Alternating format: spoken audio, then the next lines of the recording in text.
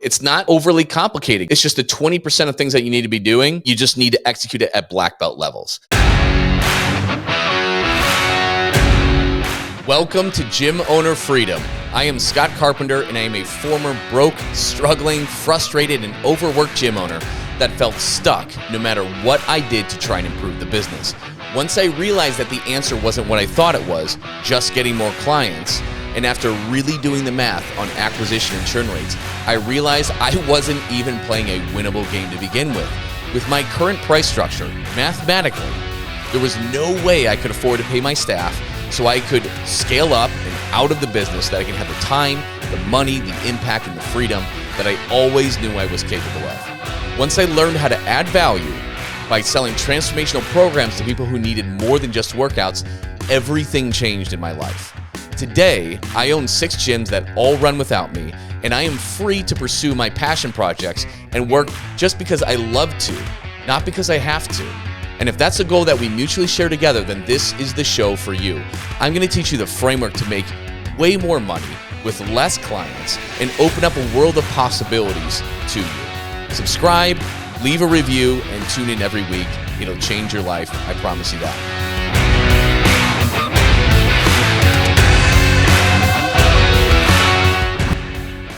One question that comes up all the time, and I had this too, especially when I was speaking with people who were ahead of where I'm at right now. They're at where I want to be.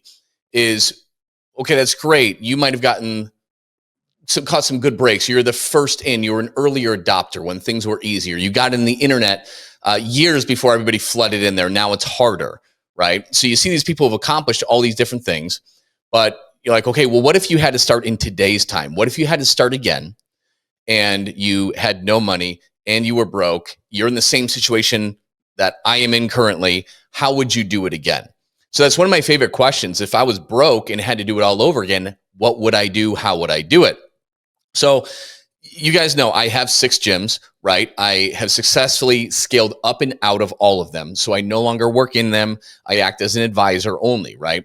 So what if the rug was swept out from under me and I had to do this all again? What would I do? What would that format be? How would it look? How would I start? How would I get the money? And that's what I'm going to explain to you today. So if I had to start over, I was broke, I had to start over. Let's assume I've got a few clients right now, just a few clients, right? What I would do, I would first go and make phone calls to every single independent gym that I could. I would try and get a rental agreement, whether it's a flat fee or maybe it's a percentage.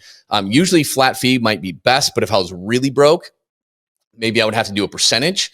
But I would also negotiate a cap on that as well, so that fixed amount didn't get high. Most gym owners don't know the value of what they have, and they will take you up on that. So that's the first thing I would do. I would try to find a place. If I could not find a place like that, alternative ones, physical therapy offices, chiropractors, a lot of times have a separate gym, right? Or place where you could train.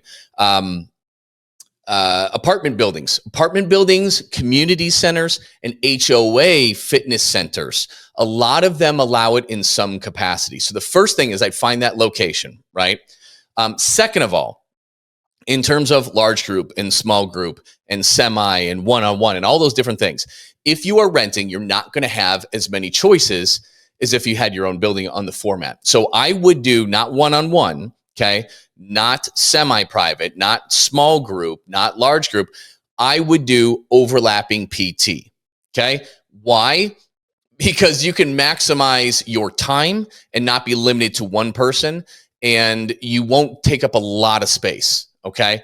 Semi-private, you might be asking like, hey, what's the difference between that and semi-private? Well, it's very subtle, but essentially you sell overlapping PT in just like you would personal training. You would sell it just like personal training, and it would have that higher value to it. People value PT more than like a semi-private. And again, think of personal training clients. Some of them just continue to pay a premium rate just so they have a calendar appointment. Otherwise, they wouldn't go. And people just don't value the flexibility like you would think, because what happens like, oh, well, I really want to get my nails done today, so I'll just go tomorrow instead of today, right? They don't value it as much. It doesn't have as much perceived value. It's harder for your scheduling. You now have to keep hours open whether somebody shows up or not, just in case somebody shows up. Okay. So overlapping PT, you sign them up like personal training. When they happen to overlap, the overlap. Now I'm setting aside no more hours than I absolutely need to. I can control my schedule and my clients value it more, and I can charge as much as a one-on-one session. So overlapping semi-private is something, or overlapping PT is something that I've developed. And if I'm renting space, now I need a small space. I can work, maybe they're maxing me at 2 or 3 people. Okay. But I can comfortably go up to 4, right? So I would use that format. I would also get really heavy into organic acquisition. Paid ads, okay? It takes a lot to do them right. It's not cheap, okay? The days are gone where it's cheap. So I would go heavy into organic.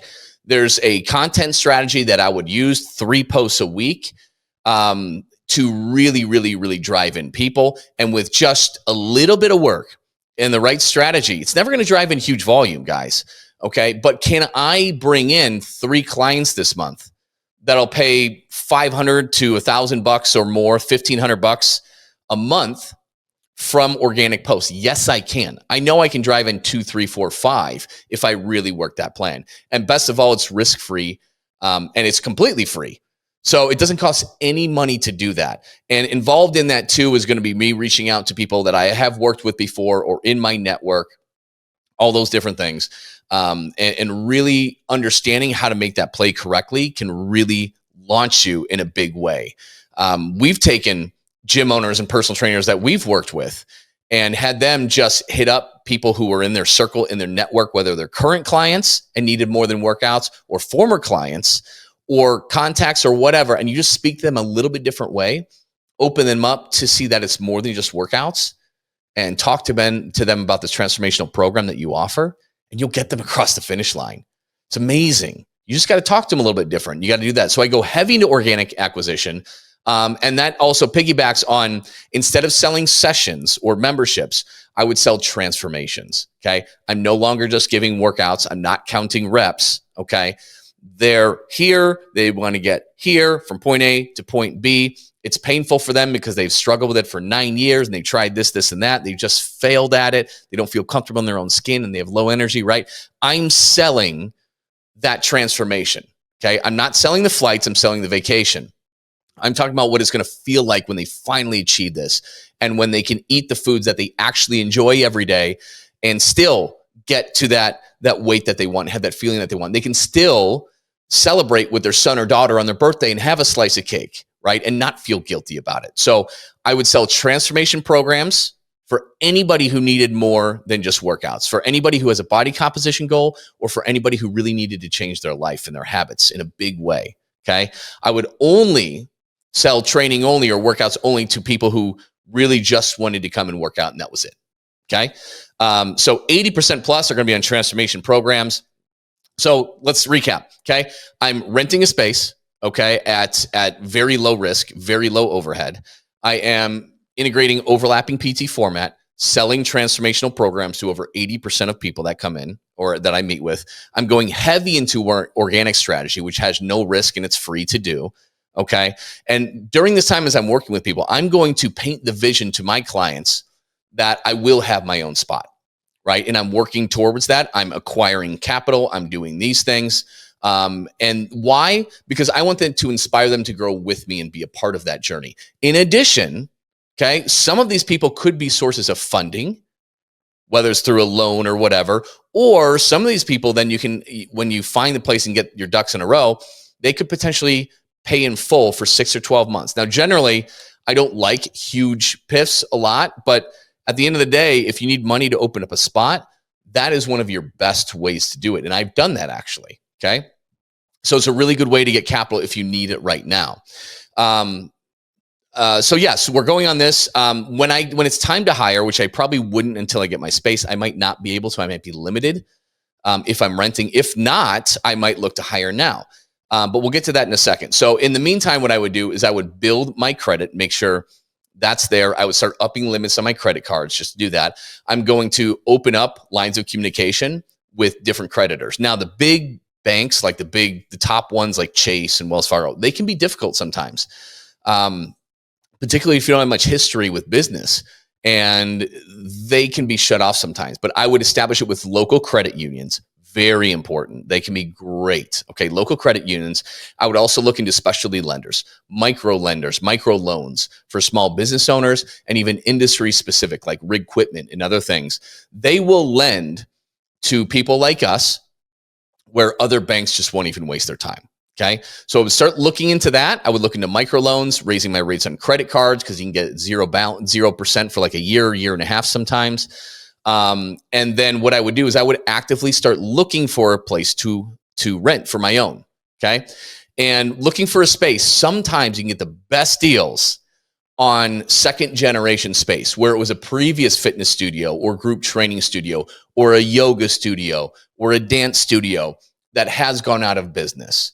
Because anytime the landlord wants to sublet that, again, typically they're going to have to eat it by offering some tenant improvements, some TIs to transform that space. Sometimes it's completely on the tenant to do. And other times, a lot of times the landlords know that they're going to have to put some money into it. Now, sometimes they raise the rent in order to do that. So it's not always the best play. That being said, it doesn't matter. Just take action, get your own place when the time comes. Don't worry about it being the best deal. Make it a good deal. And if you can get a second gen space where you have to do minimal work, like, hey, maybe we need to change the flooring a little bit, or maybe not, but throw in some rubber flooring, paint the walls, and we're good to go because it's already got some mirrors and bathrooms and we're good to go.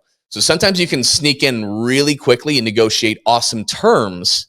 Maybe it doesn't need a whole lot of TI. Maybe you go in there and just have to paint the walls and do a few things. Man, don't even negotiate that. What I would do is negotiate more free rent, because at the end of the day, that place is going to sit empty for a long time anyways, and the landlord might have to put a decent amount of money into it.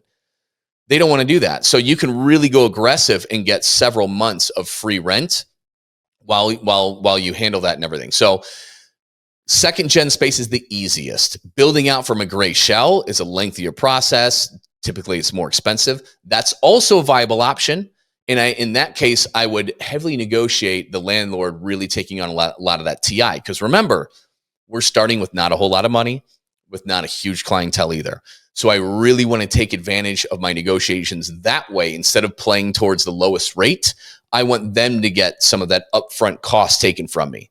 So maybe it needs 30 or 40 grand worth of TI.